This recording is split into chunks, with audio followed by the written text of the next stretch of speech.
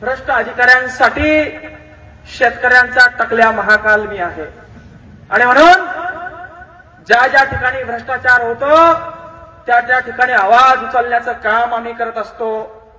आणि तो आवाज या ठिकाणी आज या गणोरी गावामध्ये घेऊन आम्ही आलेलो आहे। हजारो शेकडो पक्ष रजिस्टर असताना देखील नवीन पक्ष काढण्यासाठी आम्ही इथं आलेलो नाहीये। नवीन पक्ष नवीन संघटना देण्यासाठी आज आम्ही इथं आलेलो नाहीये। मला माहिती आहे इथं जरी संख्या कमी असली तरी मागच्या काळामध्ये जे युद्ध लढल्या जायचं ते तलवारीनं लढल्या जायचं।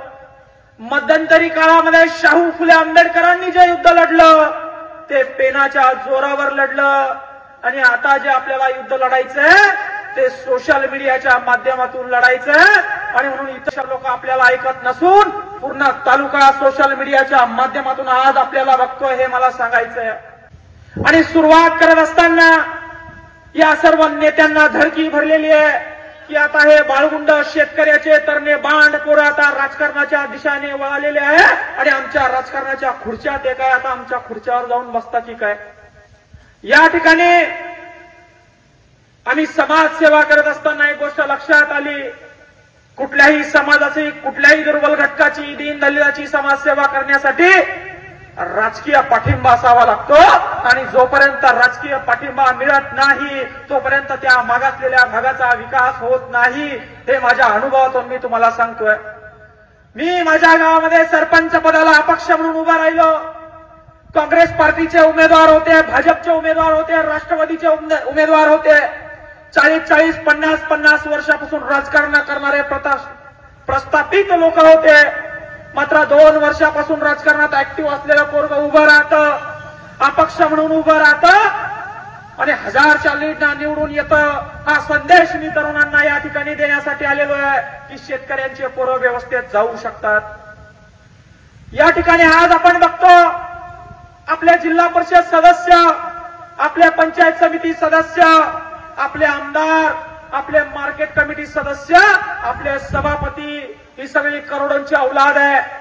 करोडो रुपयांनी शेतकऱ्यांच्या अट्टाळीवरचं लोणी खाऊन कमावले आणि म्हणून तुम्ही आम्हाला संधी द्या असं सांगायला आम्ही आलेलो नाहीये। आम्ही हे सांगायला आलेलो आहे की किती दिवस आपण त्यांचे तळवे चाटणार आहोत, किती दिवस आपण त्यांचे खेटर सांभाळणार आहोत, किती दिवस आपण त्यांच्या चटाया उचलणार आहोत।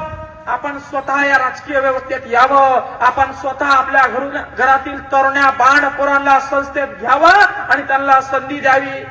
स्वतः शेतकऱ्याच्या पोरांनी ग्रामपंचायतला उभं राहावं, स्वतः शेतकऱ्याच्या पोरांनी पंचायत समितीला उभं राहावं, स्वतः शेतकऱ्याच्या पोरांनी जिल्हा परिषदला उभं राहावं, स्वतः शेतकऱ्याच्या पोरांनी आमदारकीला, खासदारकीला, मार्केट कमिटीला उभं राहावं। हे सांगण्यासाठी आज या ठिकाणी आम्ही आलेलो आहे आणि ते शेतकऱ्याचे तरणे बांड पोरं शोधण्यासाठी आज आम्ही इथं आलेलो आहे। मी खरं तर या वाघाच्या बछड्यांना शुभेच्छा देतो की तुम्ही हिम्मत केली, जशी हिम्मत शहीद भगतसिंगांनी केली होती, जशी हिम्मत छत्रपती शिवाजी महाराजांनी केली होती। मोठेवर मावळ्यांना घेऊन स्वराज्याचं स्वप्न ज्यांनी बघितलं आणि रक्ताचं दान करून ते स्वराज्य सत्यात उतरवलं, तसं काहीतरी जगा वेगळं आज आपण करता आहात। आज आपण 4 जरी असलो तर उद्या 4000 व्हायला वेळ लागणार नाही, शाश्वती या ठिकाणी मी घेतो। अरे साधा सरपंच असताना रस्त्याचं काम करत असताना छोटा व्हिडिओ जरी व्हॉट्सअप फेसबुकला टाकला तर 8 लाख लोक 9 लाख लोक आपल्याला बघतात। आणि मग आपण जर का तालुक्यामध्ये संघटन उभं करायला गेलो तर अख्ख्या महाराष्ट्रामध्ये भारत देशामध्ये हे संघटन वणव्यासारखं पसरायला जास्त वेळ लागणार नाही। आणि म्हणून या शेतकऱ्यांच्या पोराचं संघटन तयार करण्यासाठी या ठिकाणी आज आपण आलेलो आहे। हे सगळं अट्टहास कशासाठी मायबापू आपण बघू शकतो। आपली परिस्थिती कुठलाही राजकीय पक्ष, कुठलाही राजकीय पुढारी आपली परिस्थिती बदलू शकत नाही।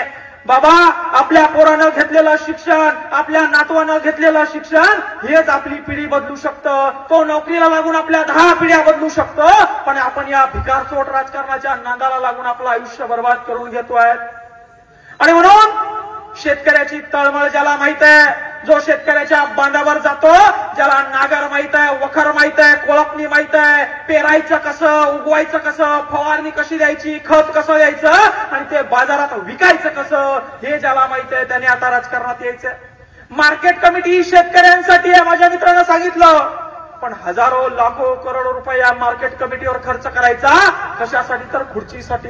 आणि ही खुर्ची कशासाठी? तर मान सन्मानासाठी. आणि हा मान सन्मान कशासाठी? तर पैशासाठी. तुमच्या आमच्याकडे वळून बघायला कोणी तयार नाही. आमच्या इकडे एक महाशय सभापती म्हणून ते आहेत, कार्यरत होते. त्यांचे कृषी मंत्री आहेत, त्यांचे मुख्यमंत्री आहेत, त्यांचे पंतप्रधान सुद्धा सत्तेत आहेत आणि ते तहसीलदारांना निवेदन देत आहे की शेतकऱ्यांना नुकसान भरपाई द्या. अरे तुमचे कृषी मंत्री तुमचे आहे, तुम्ही त्यांच्यासोबत रोज सकाळ संध्याकाळी उठबस करतात. मुख्यमंत्री तुमचे आहे, पंतप्रधान तुमचे आहे, सत्ता तुमची आहे, राजकारणात तुम्ही आहात सध्या. आणि तुम्ही तहसीलदारांना प्रशासनाला निवेदन देऊन सांगताय की शेतकऱ्यांना नुकसान भरपाई द्या. मग आम्ही काय करायचं? आम्ही कोणाला न्याय मागायचा? सत्तेतले माणसं तुम्ही प्रशासनाला नुकसान भरपाई मागताय. अरे तुम्ही मूर्ख कोणाला बनवताय? वेड्यात तुम्ही कोणाला काढताय? परवा आपल्या या तालुक्याच्या आमदारांनी पंचायत समितीचा ठिय्या मांडला. 6 तास या तालुक्याचे आमदार पंचायत समिती कार्यालय येथे बसून होते. कारण काय होतं माहितीये का?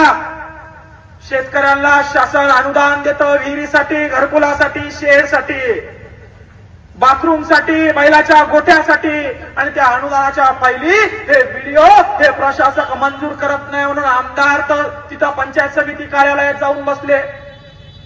आणि जेव्हा आमदाराला मुख्यमंत्री स्वतःचा असताना, केंद्रीय मंत्री 5-5 या राज्याला, महाराष्ट्रामध्ये या औरंगाबाद संभाजीनगरमध्ये असताना स्वतः आमदाराला त्या पंचकृषीमध्ये, विधानसभा अध्यक्षाला त्या पंचायत समितीमध्ये बसावं लागतंय. आणि बघितलं मी 2 दिवसानंतर तर एक माझ्याकडे सभापती आहे पंचायत समितीत, त्यांची विहीर मंजूर झाली आहे. ग्रामपंचायतचे सदस्य आहेत, त्यांच्या विहिरी मंजूर झाल्या आहे. सरपंचाच्या विहिरी मंजूर झाल्या आहे.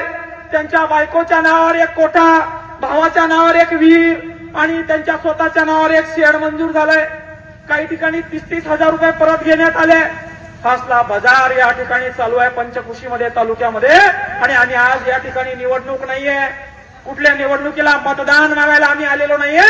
आम्ही तुमच्या गावामध्ये तुमचा छत्रपती शिवाजी महाराजांचा मावळा शोधण्यासाठी आलो आहे. आम्ही या ठिकाणी शाहू फुले आंबेडकरांच्या विचाराचा मावळा शोधण्यासाठी आलोय. कुणी आहे का उभं राहून संस्थेला प्रश्न विचारणारा? कुणी आहे का संस्थेत जाऊन या भ्रष्टाचाराच्या छाताडावर नाचणारा? आणि अशा तरण्या बाण पोराला घेऊन आम्ही एक संघटन करतोय आणि ते शेतकऱ्यांचं संघटन आहे. हे शेतकऱ्यांचं संघटन आपल्याला मजबूत करायचंय, जे भविष्यात आपल्यासाठी लढतील, आपल्यासाठी ओरडतील, आपल्या हक्कासाठी, गोरगरिबांसाठी, आपल्या घरकुलासाठी, आपल्या विहिरीसाठी, आपल्या श्रावण बाळाच्या, संजय गांधीच्या फायलीसाठी लढतील. असे तरणे बांड पोरं आपल्याला एकत्र करायचे आणि या राजकीय पुढाऱ्यांच्या ढोंगावर लाथा मारायचे. आज हे घरी बसून बघत असतील की 4-5 लोक बसलेत आणि 4-2 पोरं इथून भाषण करताय. पण ही क्रांतीची सुरुवात आहे, सांगून ठेवतो, लक्षात ठेवा. ही क्रांतीची सुरुवात आहे, ही बदलेची सुरुवात आहे आणि इथून बदल सुरू होणार आहे. हा गणोरी गावामधला कार्यक्रम हा ऐतिहासिक कार्यक्रम आहे आणि या फुलंब्री तालुक्यामध्ये बदल घडल्याशिवाय राहणार नाही, लक्षात ठेवा. आणि म्हणून आम्हाला मतदान द्या, आम्हाला त्यांच्या जागेवर बसवा, आम्हाला पंचायत समिती, जिल्हा परिषद सभापती करा हे सांगायला मुळीच आम्ही आलेलो नाही. तुमचे पोरं उभे करा, तुम्ही उभं राहा. तुम्ही शेतकरी आहे, शेतकऱ्यांच्या समस्या तुम्हाला जास्त माहिती आहे. तुम्ही या संस्थेत या, तुम्ही ग्रामपंचायतला उभं राहा, तुम्ही पंचायत समितीला उभं राहा, तुम्ही या जिल्हा परिषदला, आमदारकीला, खासदारकीला फॉर्म भरा. शेतकऱ्यांच्या पाठीमागं, पोरामागं उभं राहा आणि बदल होतो की नाही बघा. अरे 5 महिन्यामध्ये जेवढे कामं 15 वर्षात झाले नाही, मी माझ्या गावात 5 महिन्यात केले.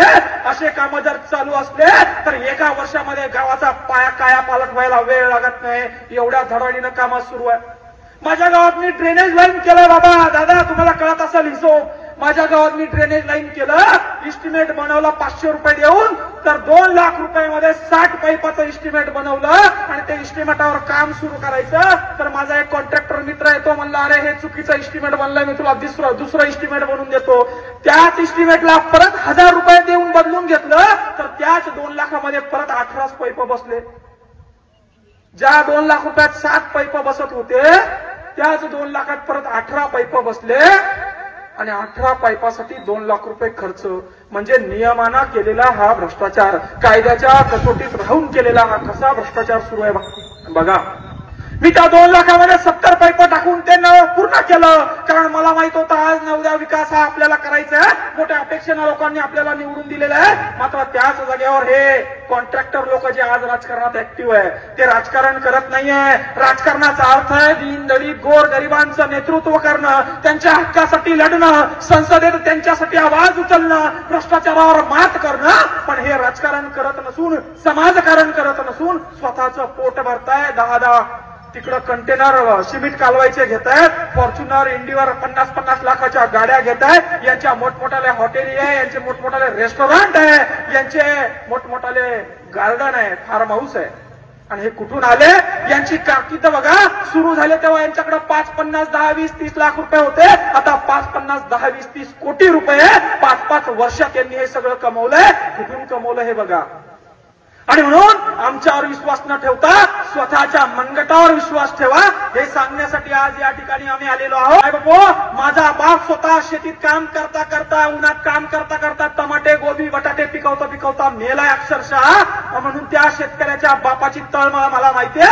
माझ्या बापाच्या उपचारासाठी मला जेव्हा 30 लाख रुपये खर्च येत होता, तेव्हा मला 2 एकर शेती विकावी लागली, तेव्हा माझ्या बापावर उपचार झाला. असे किती मंगेश साबळे या समाजात आहे आणि अशा किती समस्या या शेतकऱ्या गोरगरीब लोकांच्या आहेत, ही जाणीव ठेवून या राजकीय क्षेत्रात आम्ही शिक्षण सोडून पाऊल ठेवलाय. तुम्हाला काहीच नाही करायचं. तुम्ही आमचा झेंडा हातात घेऊ नका, आमच्या चटाई उचलू नका, आमच्या मागे पळू नका.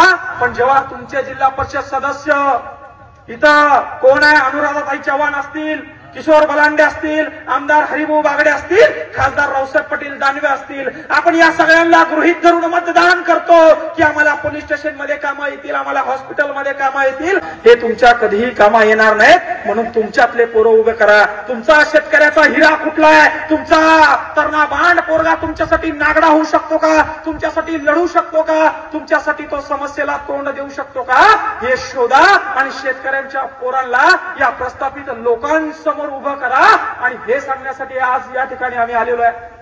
आणि म्हणून हा प्रहार आहे, हा तगडा प्रहार या प्रस्थापित लोकांवर आज या ठिकाणी झालेला आहे. आणि या युवा किसान मंच आम्ही या संघटनेला नाव दिलेलं आहे. याच्यात फोटो लावू नका म्हटलं होतं मी सुदाम भाऊला, पण ते म्हणले तुमचं लोकांना आवडतं आंदोलन वगैरे, म्हणून तुमचा चेहरा पाहिजे. अपक्ष तुम्ही निवडून आले, मार्केट कमिटीचे अजरवाई सय्यद 1 रुपया खर्च न करता अपक्ष निवडून आले.